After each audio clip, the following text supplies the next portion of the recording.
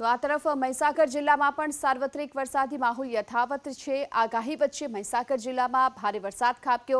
કડાણા, ખાનપુર, બાલાસિનોર સહિતના ગ્રામ્ય વિસ્તારોમાં વરસાદ વરસ્યો, જેમાં કડાણા તાલુકામાં 3.5 ઇંચ વરસાદ, ખાનપુર તાલુકામાં 2.5 ઇંચ અને બાલાસિનોરમાં 1 ઇંચથી વધુ વરસાદ નોંધાયો છે।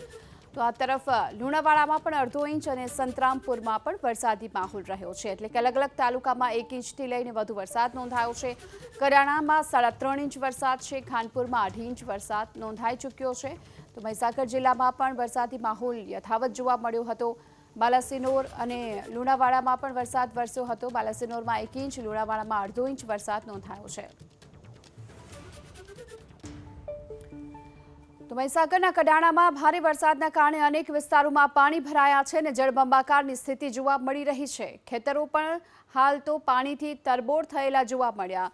મહીસાગરના કડાણામાં પણ ધોધમાર વરસાદ વરસ્યો અને તેના કારણે જળબંબાકારની સ્થિતિ જોવા મળી છે। વરસાદને લઈ ખેડૂતોમાં પણ હાલ ખુશીનો માહોલ છે। ધોધમાર વરસાદના કારણે ખેતરો પાણી થઈ ચૂક્યા છે અને અનેક વિસ્તારોમાં વરસાદ છે। વધુ વિગતો મેળવે સંવાદદાતા હિરેન આપણી સાથે જોડાઈ ચૂક્યા છે। હિરેન, કડાણામાં 3.5 ઇંચ વરસાદ ખાબક્યો, શું સ્થિતિ?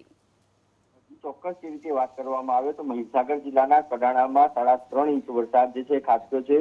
જે વિગતો સામે આવી રહી છે તે મુજબ માત્ર 4 કલાકની અંદર જ આ 3.5 ઇંચ વરસાદ છે તે ખાબક્યો છે અને હજી પણ કડાણા તાલુકામાં મેઘમહેર યથાવત જોવા મળી રહી છે। ખેતરો પાણીથી તરબોળ થયા છે, જ્યારે ખેડૂતો વરસાદની રાહ જોઈ રહ્યા હતા અને સારો વરસાદ થાય તેવી આશા સેવી રહ્યા હતા, ત્યારે મહીસાગર જિલ્લામાં હવે મેઘરાજા મન મૂકીને વરસી રહ્યા છે। મહીસાગર જિલ્લામાં હાલ સાર્વત્રિક વરસાદી માહોલ જોવા મળી રહ્યો છે, ત્યારે કડાણામાં મેઘરાજાએ વિશેષ મહેર કરી હોય તેમ લગભગ 3.5 ઇંચ કરતા વધુ વરસાદ નોંધાઈ ચૂક્યો છે અને હજી પણ વરસાદ ચાલુ છે, જેને લઈને ખેડૂતોમાં ખુશીનો માહોલ જોવા મળી રહ્યો છે। ગત રાત્રિની વાત કરવામાં આવે તો ગત રાત્રિએ મહીસાગર જિલ્લામાં સાર્વત્રિક વીજળીના કડાકા ભડાકા સાથે જે ધોધમાર વરસાદ છે તે ખાબક્યો હતો, જેને લઈને મહીસાગર જિલ્લામાં હાલ ખેડૂતોમાં ખુશીનો માહોલ જોવા મળી રહ્યો છે। જી આભાર આપનો આ સમગ્ર માહિતી બદલ। તો મહીસાગર જિલ્લામાં પણ ગત રાત્રિથી વરસાદની શરૂઆત છે, અત્યારે પણ હાલ અલગ અલગ વિસ્તારોમાં વરસાદ જોવા મળી રહ્યો છે।